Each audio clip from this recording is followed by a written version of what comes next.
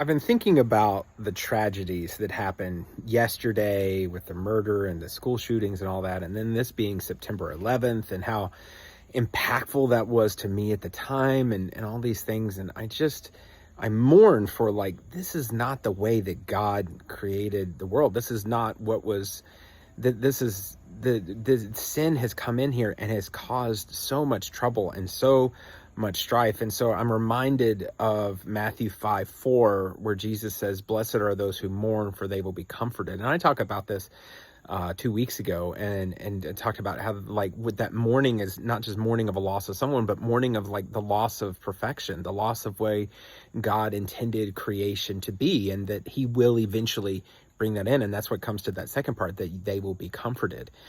But in every conflict that we deal with, both personally and politically and internationally, the thing is that we're losing what God taught us to do, especially if we claim to be Christians, because Jesus said in verse 21, He says, "You have heard it said long ago, to people long ago, do not murder, because you will be subject to judgment." But then He says, Jesus goes a little further, and He says, if you call someone Raka, or you fool, you will also be subject to judgment. And what that word Raka means is basically, it's a derogatory term. It's dehumanizing someone. And so if we go and we look at people and we look at them as we look at them as someone that we have nothing in common, someone that we cannot associate with, someone that we cannot be around, and someone that is ultimately, that needs to be silenced or shut up or put away, or worse.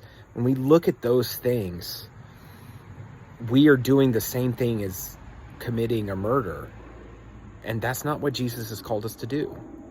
And so what we need to do is we need to look for a place for reconciliation, a place where we can see things from their place. We can look for find common ground, and ultimately find forgiveness, because that is what Jesus has called us to do.